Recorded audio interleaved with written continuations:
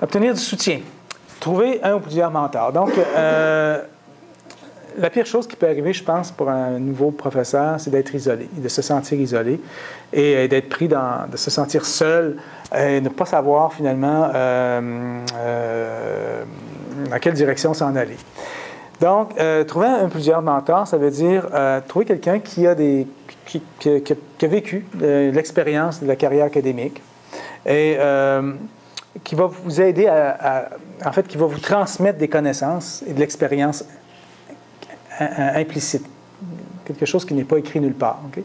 Cette personne-là a vécu des situations difficiles, par exemple un article qui a été rejeté avec beaucoup de critiques. Voici quoi faire face à ça. Okay? Et son expérience va vous aider, va vous supporter à passer à travers une épreuve comme celle-là. Vous guider, par exemple, dans le labyrinthe des règlements pour les promotions, des règlements de votre convention collective s'il y en a une. Vous aider à identifier vos forces et vos faiblesses. Vous donner du feedback sur votre enseignement.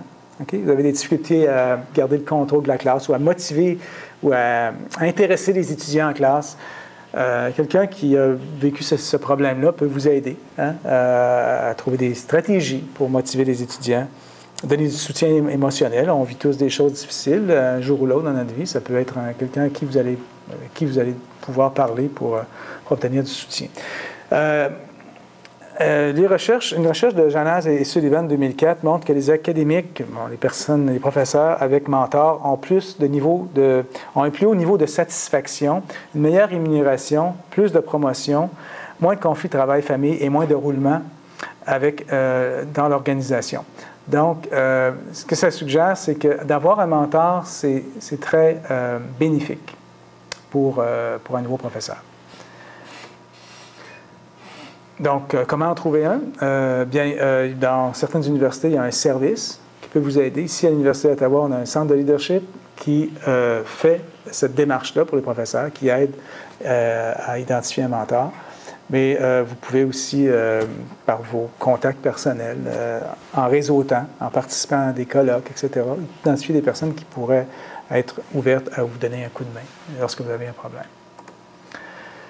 Obtenir le soutien des collègues, donc chercher des conseils des collègues sur la recherche et l'enseignement. Les collègues, oui?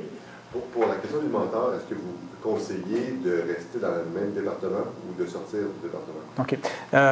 Au centre de leadership, de façon, je pense que c'est presque toujours à 95%, les mentors proviennent de facultés différentes. De facultés, même pas de départements différents. On va chercher des gens qui viennent de d'autres facultés. Et ça nous est demandé par les mentorés.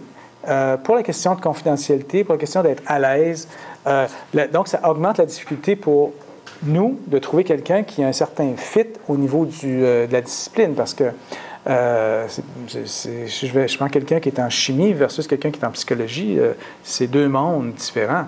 Donc, on essaie de trouver des personnes qui ont une certaine affinité en termes de formation de base, en termes de domaine. Bon, psychologie, gestion, ça va bien.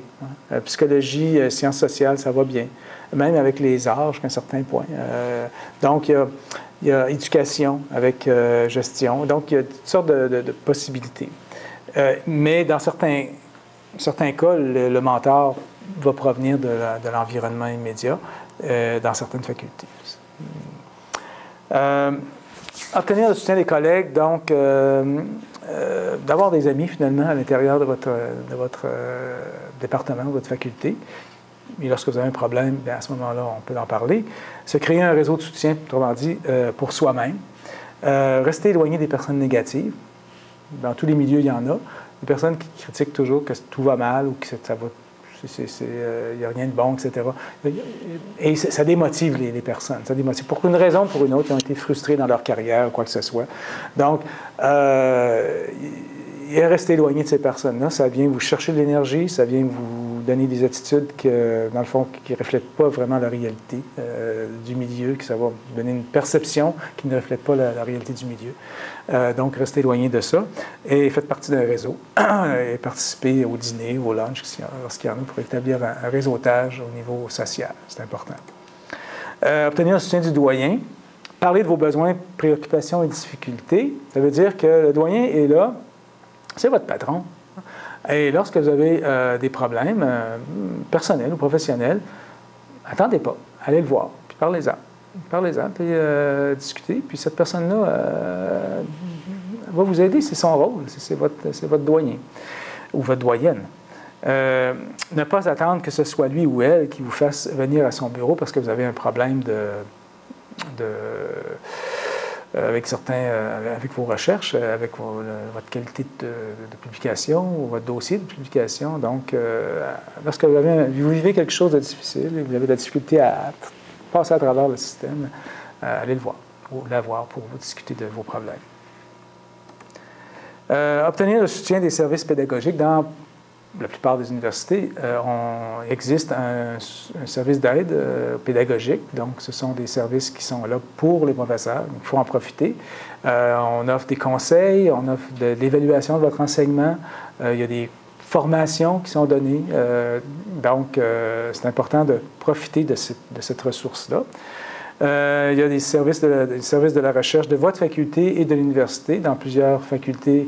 Ici, à l'Université d'Ottawa, c'est dans chaque faculté. Dans d'autres universités, peut-être, que ce n'est pas dans chaque faculté, mais c'est certainement un service central.